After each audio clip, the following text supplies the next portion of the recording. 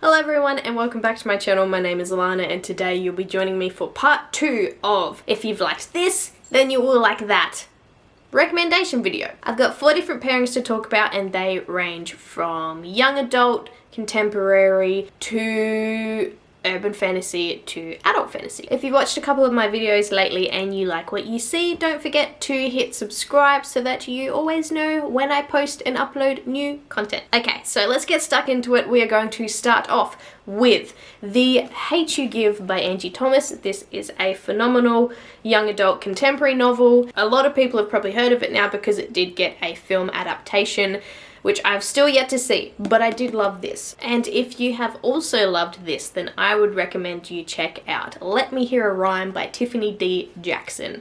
Also phenomenal. Quadir and Jarrell's best friend Steph has just been murdered and he was set to become the next big thing. But Quadir and Jarrell really don't want this to be the end of the story, so together with Steph's youngest sister, they team together and try to still get him his record deal. Along the way, we also uncover the mystery surrounding Steph's murder, and as the story goes along, we start to untangle that mystery bit by bit. If you enjoy books that music type set as well, I think you'll really enjoy this one, along with On the Come Up by Angie Thomas, because there are a lot of really good references throughout. So if you have enjoyed this, then you will definitely enjoy that. Next up, we have another young adult contemporary selection, and that is If You Loved the very, very popular One of Us Is Lying by Karen M. McManus, then you will for sure enjoy The Girls Ive Been by Tess Sharp. This one is a little bit different in the way that it's told, and that is it's just through Nora's point of view,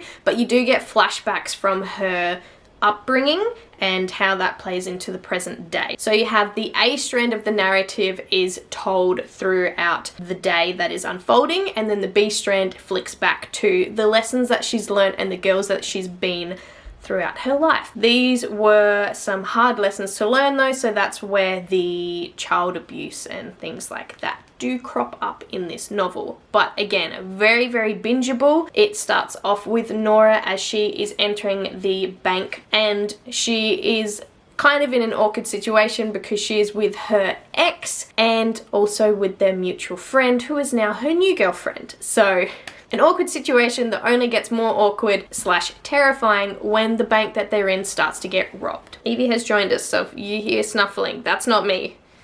That's her down here. Anyway, what the robbers don't know is who they are dealing with. So I would say these are 2 very strong books in the teen crime genre, which has emerged quite strongly the last couple of years. And I just feel like if you've read this and you've handled the content in this, then that will be a natural progression. Next up, for a bit of a genre shift, if you have enjoyed The Ghost Tree by Christina Henry, then I'm sure that you will love All These Bodies by Kendari Blake. These books give me all the small town, supernatural suspense, urban fantasy type vibes. So if that sounds like something that you like, here we go. Similar to The Ghost Tree, this is also a coming of age story with some urban myth mixed in there. In this one we follow Michael, who is the son of the local sheriff, and again, small town, sleepy like setting where everyone knows everyone and it feels super safe until a string of murders that has been taking place across the US ends up at their doorstep and a local family is killed. Now the weird thing is that all of the victims have been drained of blood, so your first thought is vampires, and the family that gets murdered in Michael's town, there is a girl standing in the middle of the murder scene and she is covered in blood, and that's the first time that that has happened in the string of murders. So being the sheriff's son, Michael has more of an insight into the crime that has happened here. This is also set in 1958, so the author is doing some really interesting things with feminine fragility and how men perceived women and young girls during that time, and there is this pushback from the author on that, and our main character Michael is just a really good lens to view the story through, and the girl that was found at the crime scene will only speak to him. So this novel is super suspenseful. It kind of plays around with a little bit of hindsight and foreshadowing and the mystery of who the killer was and why this girl is involved, how is she involved, and it was really good. I would say either of these would be a really good book to read for Halloween in October if that's your vibe. It's also nearly 4 p.m. here, so the sun is starting to come across. So we have to quickly wrap up with the last this or that, and that is, if you have enjoyed Kings of the Wild by Nicholas Eames, I think that you will enjoy The Black Tongue Thief by Christopher Buehlman. So in The Black Tongue Thief, we follow our main character Kinch, who is a thief in the Takers Guild, I think, if I recall correctly. Yes, and essentially he owes a lot of money for their tuition of him, and he gets pulled into this bigger, wider political plot and must join a band of other misfits and go and rescue someone, for reasons which you will find out when you read this. This is adult fantasy, very tongue-in-cheek, sarcastic humor.